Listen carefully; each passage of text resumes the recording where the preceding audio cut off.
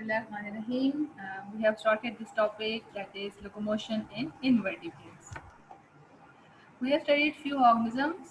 These were Euglena, Paramecium, amoeba. Okay, and today is our topic is locomotion in jellyfish and earthworm and few other organisms. Okay. So jellyfish के हवाले से हम study करेंगे कि jellyfish का structure कैसा है. It is an umbrella like structure और उसकी जो ओवरऑल बॉडी है दैट इज़ लाइक बेल, जैसे बेल होती है. ठीक है, तो इस वजह से इसको कहा भी बेल जाता है. अब इसमें जो मूवमेंट का जो प्रोसीजर है that is called jet propulsion. होता क्या है, first of all water enters into the bell और देन बेल कॉन्ट्रैक्ट्स, बेल सुकड़ती है, water is forced out like a jet. जैसे जेट हमारे मूव करते हैं लाइक जैसे आप कह लें जहाज कह लें या रॉकेट्स कह लें, जैसे पीछे से फ्यूल उसको यूज़ किया जाता है तो एकदम से फोर्स के साथ ऊपर की तरफ मूव करते हैं. इसी तरीके से ये भी लाइक जेट मूव करते हैं. An animal moves forward. This movement is also called jet propulsion. अच्छा, इसकी एक डायग्राम हम देख लेते हैं कि ये देख लें. This is how like jellyfish look like. ठीक है, ये इसका स्ट्रक्चर है. ये देख लें, दिस इज लाइक बेल. ये इसके मार्जिन हैं और ये टेंटिकल्स हैं, आर्म्स. इस तरीके से इसके वाटर अंदर जाता है इन द बेल साइड. ठीक है, water move inside the bell. तो फिर ये होता है कि वाटर के मूव करने से, या इस डायग्राम में आप देख लें कि पहले उसकी बेल कॉन्ट्रैक्ट करती है, सिकुड़ती है. ये देख लें, पहले ओपन पोजीशन में है, फिर ये यूँ कॉन्ट्रैक्ट हो रही है. फिर सेकंड कॉन्ट्रैक्शन, फिर ये इस तरीके से एंड ऑफ थर्ड कॉन्ट्रैक्शन. तो एक खास स्पेसिफिक स्पीड से the body of jellyfish it contracts and it releases the water to the outside environment. In result, it moves upward just like a jet. जैसे कोई जेट मूव करता है, जैसे देख लें ऐसे. इस डायग्राम में भी क्लियर है. ये देख लें ऐसे वाटर आपके अंदर की तरफ बेल की शेप में अंदर वाटर लेते हैं. ठीक है, ये इसकी एक ओरिजिनल डायग्राम है. ठीक है, जैसे जेली, इसका जेली लाइक स्ट्रक्चर होता है, इसको जेली फिश कहा जाता है. तो इस डायग्राम में आपको क्लियर नज़र आ रहा है कि ये देखें 4 ABCD में कि वाटर इंटरनल पहले ये इसको अपसक करता है and then it release the water outside just like jet and it moves upward. So this movement is also called as jet propulsion.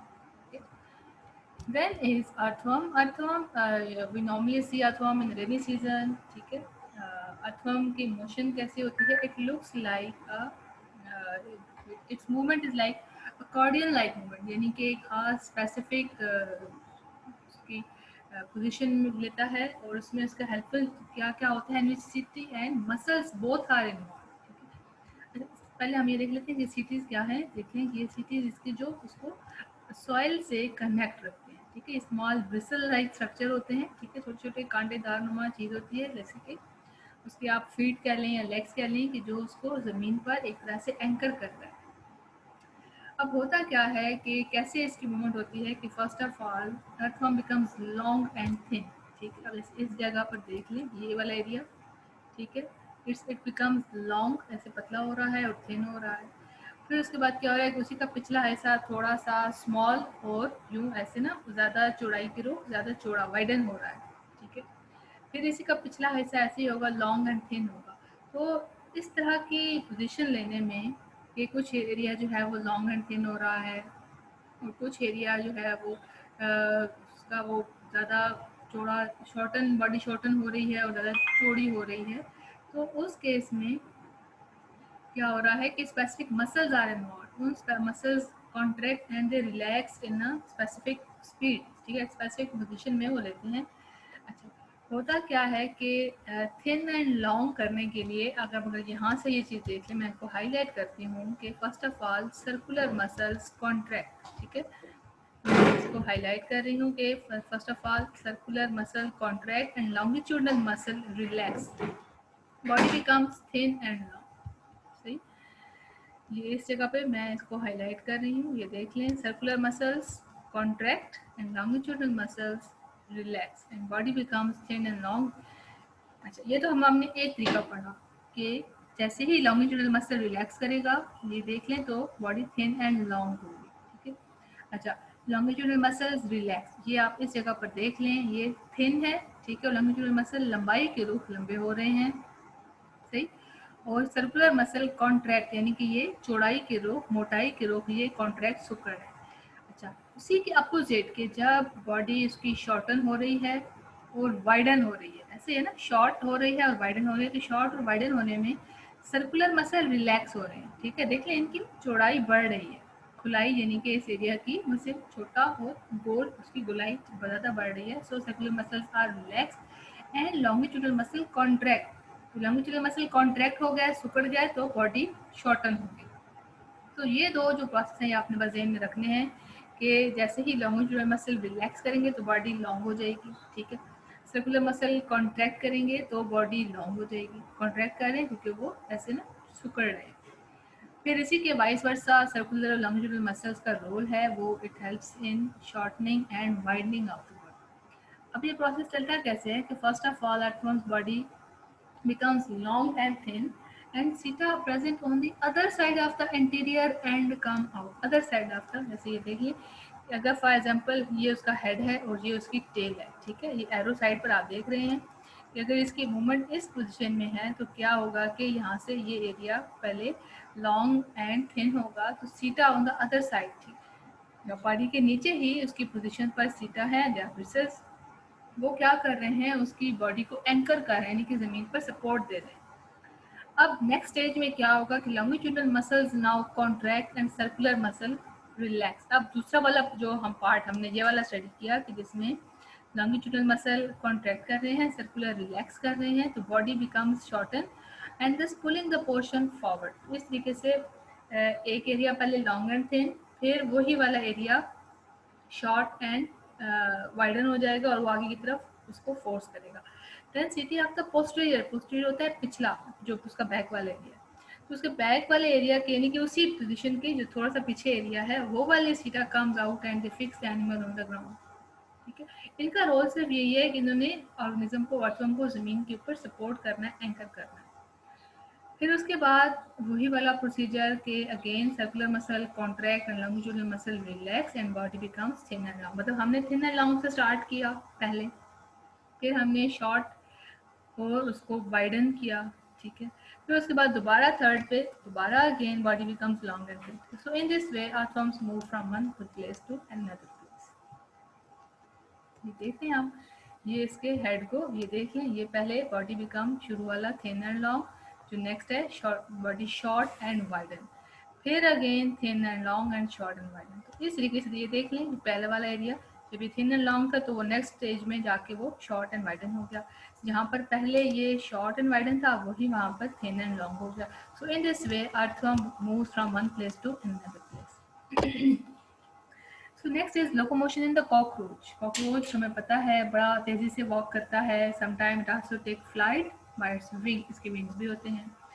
अच्छा, जब ये मूव करता है, जब वॉक करता है, legs are used on one side, fore leg pulls the body forward and hind leg pushes it on the same direction. अच्छा, इसके ना काफ़ी सारी लेग्स होती हैं, हम इसकी डायसेक्शन करेंगे, आप देखिएगा। तो जो इसकी अगली वाली टांगे हैं, ठीक है, फेस के जो माउथ के हेड के करीब वाली जो टांगे हैं, फोर लेग्स, यानी कि जो पहली वाली है, इनका काम क्या है, इट पुल्स द बॉडी, आगे की तरफ खींचती हैं। और जो पिछली वाली होती हैं वो उसी को सेम डायरेक्शन में मूव करती हैं, यानी कि उसको धकेलती हैं। अब मिडल लेग जो होते हैं वो एज ए एंकर, यानी कि सपोर्ट लाइक प्रॉप की तरह मूव करते हैं, ठीक है। In the meantime remaining three legs begin to move forward and the process is repeated. तो इसी तरीके से जो बाकी की तीन लेग्स होती हैं वो ऐसे ही हेल्प करती रहती हैं, यानी कि फोर लेग पुल करती हैं, जो हाइंड लेग्स हैं वो क्या कर रही हैं कि वो उसको पुश कर रही हैं, और सेंटर वाली they are acting like prop, यानी कि वो एज ए, जैसे हम कहते हैं पिलर कहते हैं, या जैसे हमारे पास कोई कॉलम होता है वो सपोर्ट करता है।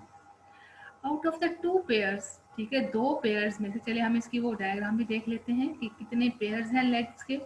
जो कहता है कि posterior pair of the wings हैं, अभी हम विंग्स की बात पे आ गए, दो पेयर ऑफ विंग्स होते हैं, ठीक है। जो पिछला है posterior pair of the wing है, it brings about the flight, ये थोड़े से बड़े इसके विंग्स होते हैं। They beat in the air in such a manner that they support the body weight and drive it through the air. कि अब ये, अच्छा, अब आपने इसमें ना कॉकरोच के वाले से जब भी बात होगी तो लेग्स भी हैं, विंग्स भी हैं, लेग के जो आपने स्टडी किया, फोर लेग, हाइंड लेग और जो मिडिल लेग है वो प्रॉप की तरह काम कर रहा है। फिर हमने विंग्स की बात की, तो विंग्स की आउट ऑफ 2 पेयर्स हमने जो देखा कि जो उसके पोस्टीरियर पेयर ऑफ विंग है उनका काम क्या है, फ्लाइट में हेल्प करना। दे बीट इन एयर, ऐसे हवा में इसको लहलाते हैं कि they support the body weight and drive it in through the air, और उसको हवा में मूव करवाने की कोशिश करते हैं। चलिए हम इसकी ना डायग्राम भी साथ साथ देख लेते हैं कि कैसे सपोर्ट करता है कॉकरोच में मूवमेंट।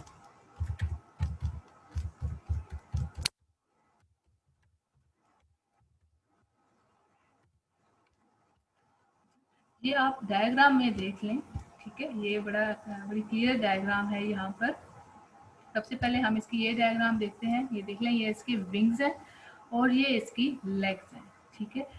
अब अगर हम इसको थोड़ा सा और डिटेल में किसी डायग्राम में देख लेते हैं कि कैसे इसकी लोकोमोशन को सपोर्ट किया जाता है, ये देखें, ये ऐसे,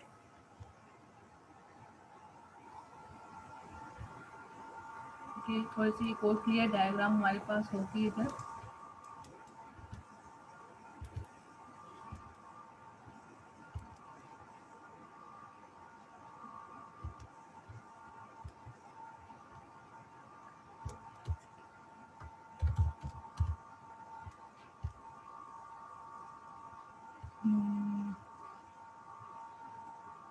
अच्छा जी,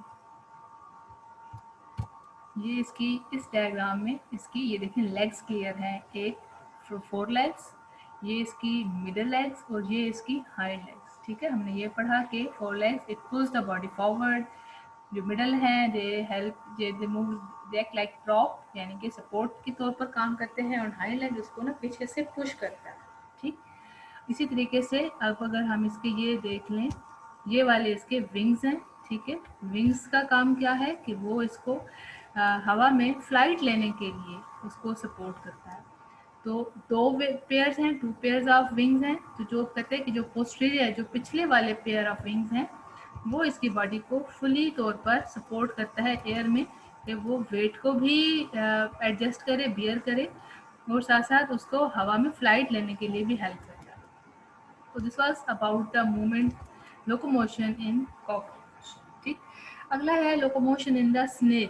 स्नेल्स एंड मसल्स बाइवेल्स की तरह के ऑर्गेनिजम्स हैं, एंड मुलस्का ग्रुप से इनका बिलोंग है। और ये कैसे मूव करते हैं, इनकी बॉडी बहुत स्लोली मूव करती है, और इनका जो मूवमेंट का ऑर्गन है दैट इज कॉल्ड फुट। अच्छा, इनकी बॉडी कैसी होती है, I want to show you.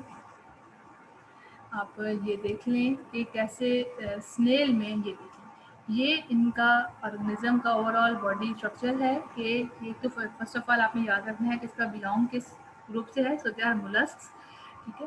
तो ये कहते हैं कि इसका जो फुट है बेसिकली दे क्रॉल जमीन पर, या ऐसे रेंगते हैं बहुत स्लोली स्लोली, उनकी बॉडी मूव करती है from one place to another place. So basically the movement is with the help of their foot. Foot की हेल्प से ये बॉडी पर, अर्थ पर एक जगह से दूसरी जगह मूव करें, ठीक है। अगर इसकी बॉडी को दूसरे किसी और पर देखा जाए तो इस तरीके से ये ऑन द फ्लोर, ज़मीन पर, ये देख लें ओवरऑल इसका इस तरह का स्ट्रक्चर होता है, ये ज़मीन पर ऐसे पड़ा रहता है, और ये फुट इसका ऐसे, क्योंकि इसका बॉटम का सरफेस एरिया ज़्यादा है, इसलिए ये इसको हेल्प करता है in crawling from one place to another place.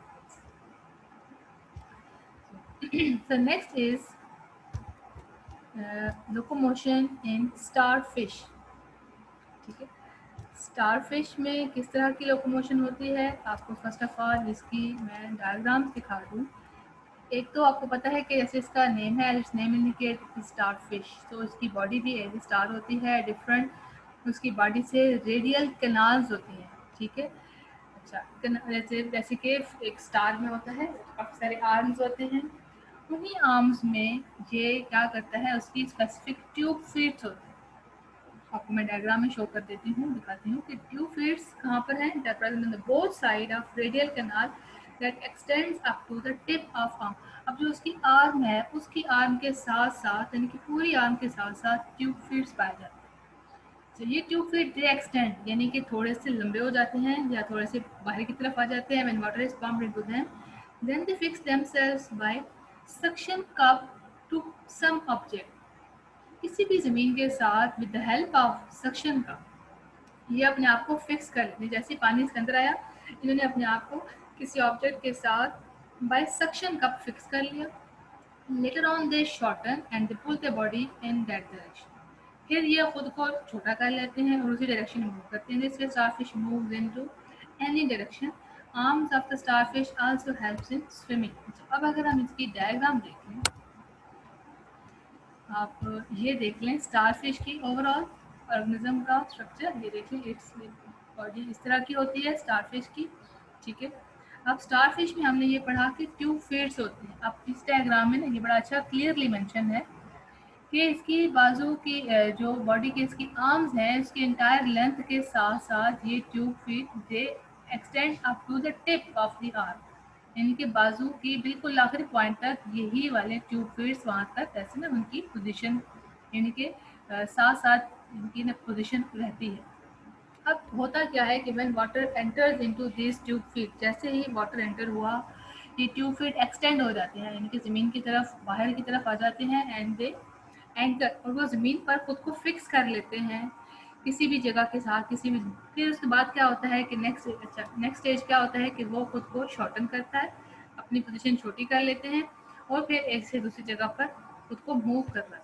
अच्छा, यही ट्यूब फीड के ये देख लें कि ऐसे ये स्टारफिश की आर्म्स हैं, सही, और इन्हीं के साथ साथ दोनों साइड्स पर ये ट्यूब फीड्स हैं।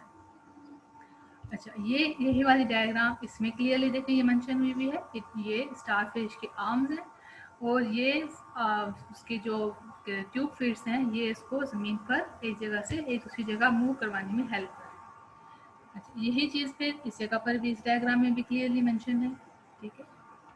तो इस तरीके से स्टारफिश में जो ट्यूब फीड्स हैं, अब आपने इनका बेसिकली ना थोड़ा सा ऑर्गेनिज्म विद स्ट्रक्चर आपने ध्यान में रखना है कि हर एक ऑर्गेनिज्म टाइप ऑफ ऑर्गेनिज्म में किस तरह का स्पेसिफिक स्ट्रक्चर है that helps in their locomotion.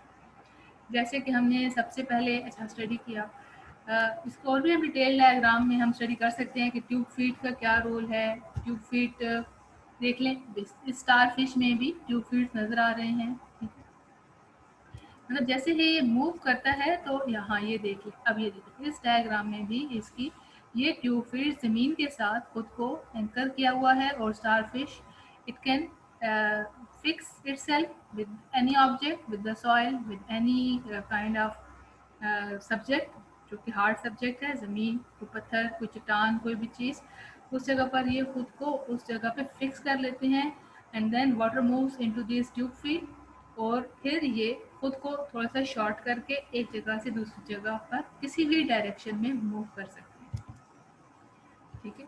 अच्छा, ये एक अच्छी डायग्राम थी, ये आप ये देख लें इस तरीके से ये ट्यूब फीड्स के साथ ये अटैच्ड है, ये देख लें इस डायग्राम में भी ऐसे ही है। So in this way different types of organisms have specific type of locomotion pattern, ठीक है। मतलब आज हमने स्टडी किया स्टारफिश में, स्नेल में, कॉकरोच, फिर उसके बाद अर्थवर्म देखा और जेलीफिश देखा, ठीक है। इन तमाम ऑर्गेनिज्म में बड़ी डिफरेंट टाइप्स ऑफ ऑर्गन्स हैं, स्पेसिफिक टाइप ऑफ मैकेनिज्म है फॉर द मूवमेंट, ठीक है। एग्जाम पॉइंट ऑफ व्यू से भी इम्पोर्टेंट है, आपने याद करना है इंशाल्लाह ताला। Tomorrow we will start vertebrates में लोकोमोशन कैसे होती है। वर्टिब्रेट्स में हम स्टडी करेंगे फिश, एम्फीबियंस, यानी कि एम्फीबियंस में लाइक टोड है, फ्रॉग्स हैं, स्नेक, फिर आगे रेप्टाइल्स हैं, यानी कि इसमें ये स्नेक और बड़े ऑर्गेनिज्म क्रोकोडाइल, अर्थवर्म, फिर एयर में हमारे पास बर्ड्स हैं और इंशाल्लाह नेक्स्ट इन द मैमल। तो अब हम towards the ending of the chapter move कर रहे हैं, ठीक है। तो इंशाल्लाह we will study tomorrow also this topics. Okay students, अल्लाह हाफिज़।